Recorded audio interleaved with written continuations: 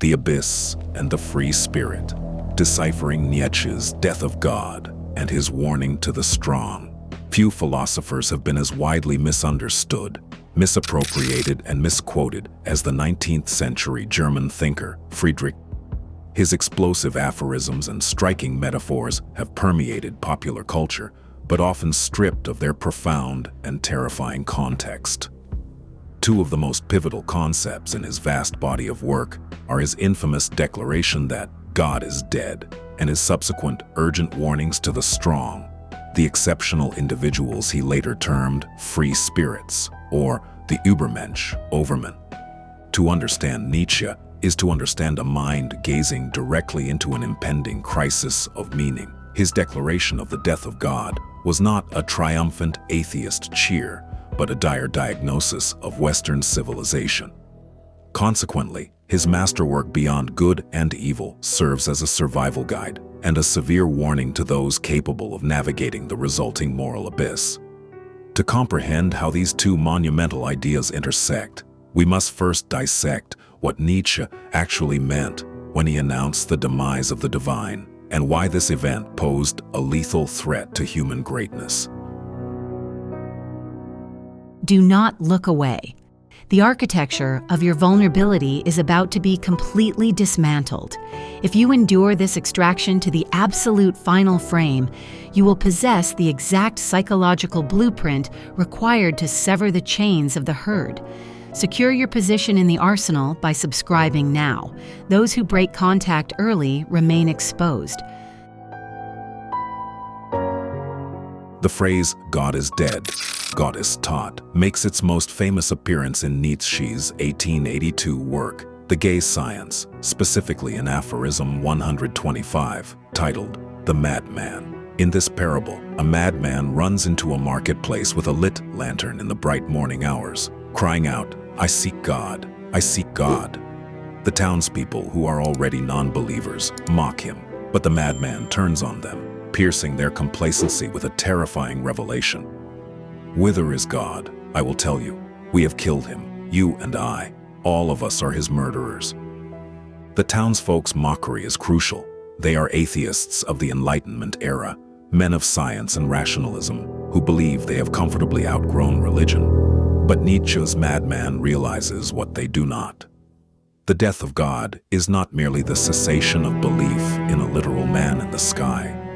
It is the collapse of the foundational bedrock upon which Western civilization had built its entire understanding of truth, morality, and purpose for nearly 2 millennia. For centuries, the Christian God served as the ultimate guarantor of reality. God was the objective anchor for morality, what is right and wrong, for teleology, the ultimate purpose of history and human life, and for epistemology, the guarantee that human reason could access truth. The Enlightenment, the scientific revolution, and the rise of secular humanism systematically dismantled the intellectual necessity of God. Through rationalism and scientific inquiry, humanity had slowly but inevitably eroded the foundations of religious faith. This is what Nietzsche means by "we have killed him." However, Nietzsche recognized a horrifying lag in human awareness. The townspeople in the marketplace have stopped believing in God, but they have not yet realized that by unmooring the earth from its sun, they have destroyed the foundation of their own values. They still cling to Christian morality, ideas of human equality, universal rights, pity, and objective truth, without realizing that these concepts have no logical anchor without the God who ordained them. Nietzsche writes, "Are we not straying as through an infinite nothing? Do we not feel the breath of empty space? Has it not become colder?" The death of God ushers in the advent of nihilism, the total collapse of meaning. If there is no objective, divine lawgiver, then there is no objective morality. Values are not discovered in the fabric of the universe. They are merely human inventions. This realization is the abyss. It is a psychological and cultural catastrophe that Nietzsche predicted would plunge Europe into centuries of ideological chaos as humans desperately sought shadows of God, secular substitutes like nationalism, communism, or scientific positivism to fill the void. Nietzsche believed that facing the death of God required monumental psychological strength. If objective meaning is gone, humanity is faced with a stark choice. Either succumb to the despair of nihilism, or take up the burden of creating our own values. We must, as the Madman suggests, become gods simply to appear worthy of it. But Nietzsche looked at the trajectory of 19th century Europe and despaired. He saw that the masses were not capable of this monumental task. Instead of rising to the occasion, they were retreating into what he called the last man. Thus spoke Zarathustra. The last man represents the ultimate degradation of humanity in a post-God world, a creature entirely devoid of ambition, spiritual striving, or the desire for greatness. The last man seeks only comfort, security, equality, and a mild, painless existence. We have invented happiness, say the last men, as they blink blankly. They want nothing to do with the dangerous, agonizing work of self-overcoming or value creation. They represent the victory of the herd, a homogenized, mediocre mass of humanity that views any form of exceptionalism, suffering, or hierarchy as a threat to their collective comfort. It is within this terrifying context, the void left by God and the rising tide of the mediocre herd, that Nietzsche pivots to address the few who might survive this cultural apocalypse. This leads directly to the core themes of Beyond Good and Evil. Published in 1886, Beyond Good and Evil, Prelude to a Philosophy of the Future, is Nietzsche's tactical manual for the free spirits. The strong, the exceptional, the creative individuals who possess the intellectual courage to face the abyss and forge new values. However, the book is not merely an instruction manual.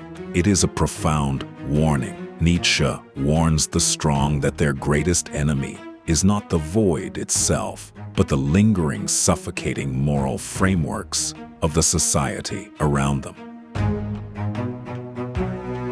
To understand Nietzsche's warning to the strong, one must understand his genealogy of morals. In Beyond Good and Evil, and later expanded in On the Genealogy of Morality, Nietzsche argues that human history is defined by the struggle between two fundamental types of morality: master morality and slave morality. Master morality is the morality of the strong, the noble, and the exceptional. It originates in self-affirmation. The noble individual declares their own traits, power, beauty, courage, excellence, as good.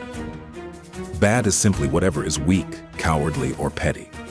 Master morality is active, vital, and life-affirming.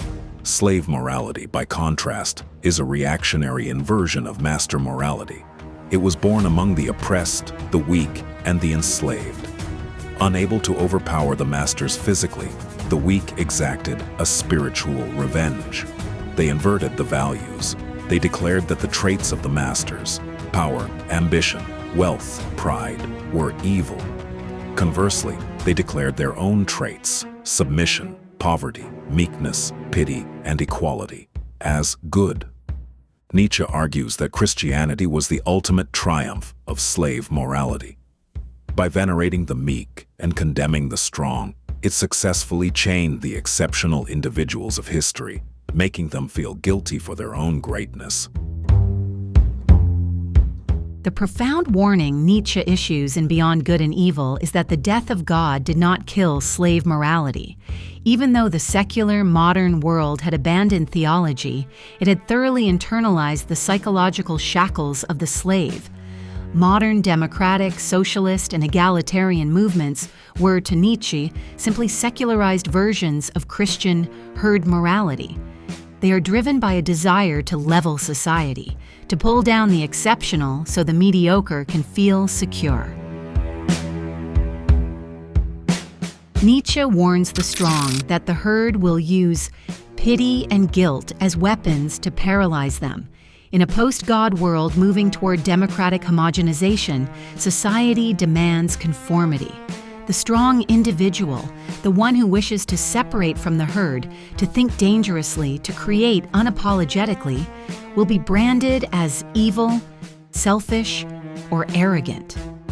The danger for the strong is not that they will be physically destroyed by the herd, but that they will internalize the herd's judgment. The strong are warned not to succumb to pity, both pity for the herd, which will drain their vital energy, and self-pity. If an exceptional individual allows the moral outrage of the mediocre to make them feel guilty for their own excellence, they are ruined. They will stifle their own potential to appease those who resent them. Nietzsche urges the strong to recognize egalitarianism and universal morality, not as absolute truths, but as the survival mechanisms of the weak designed to restrain the strong. To survive the leveling effect of modern society, Nietzsche warns that the strong must cultivate what he calls the pathos of distance. This is an internal, psychological separation from the masses. The free spirit must accept that they are different, that their goals are not the goals of the herd, and that they cannot be understood by the common man. To be independent is the business of a very few. Nietzsche writes in Beyond Good and Evil. The strong must be willing to endure profound isolation. They must step beyond good and evil, meaning they must step beyond the binary, inherited moral framework of the herd. This does not mean becoming a psychopath or a cartoonish villain. It means taking absolute, terrifying responsibility for determining one's own values. The free spirit must become the author of their own moral compass, rather than inheriting the pre-packaged morality of their culture. Finally, Nietzsche warns the strong that they must never seek a life of comfort. The last man seeks a world without pain, but Nietzsche argues that all human greatness is forged in the crucible of suffering. To those human beings who are of any concern to me, I wish suffering, desolation, sickness, ill treatment, indignities, he famously noted. Why?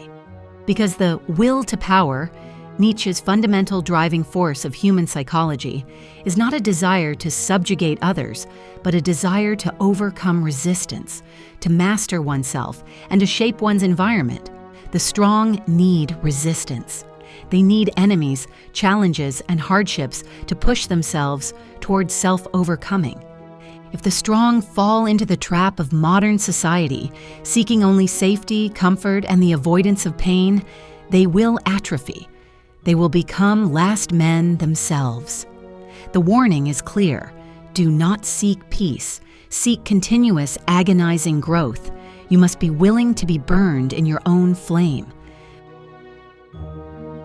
When we connect the death of God to the warnings of Beyond Good and Evil, Nietzsche's overarching philosophical project comes into sharp, intimidating focus. The death of God was the necessary destruction of the old world. It swept away the metaphysical safety nets that had protected humanity from the terrifying vastness of existence. It plunged civilization into an ocean of nihilism. Nietzsche knew the majority of humanity would drown in this ocean, clinging to the wreckage of secularized slave morality, demanding equality, comfort, and the suppression of the exceptional. His philosophy is a lifeboat built exclusively for the strong. His warning is ultimately a call to courage. He tells the free spirits that the universe owes them no meaning, no justice, and no comfort. If they wish to avoid the spiritual rot of the herd, they must harden themselves. They must reject the guilt imposed by the weak, cultivate a noble distance from the crowd, and embrace the suffering required to forge their own values out of the void. In a world where God is dead, the strong must become their own creators, stepping beyond the inherited concepts of good and evil to write the future of human greatness. The primary architecture is complete. The 12-part sequence is fully loaded. You now possess the anatomy of the trap, but fragments will not save you. Ignorance of the complete design is a terminal vulnerability. Endure the entire historical extraction. Solomon, Machiavelli, Sun Tzu, Green, Frankl, Nietzsche. The baseline is forged. Do not rely on isolated data. You must survive the complete 12-stage extraction. Initiate the master sequence projecting before you now. If this final diagnosis exposed a fracture in your reality, leave your confession in the comments. Arm the perimeter by liking this briefing and subscribe to the Mind's Arsenal to secure your next tactical advantage. The game is being played whether you participate or not. Be ready.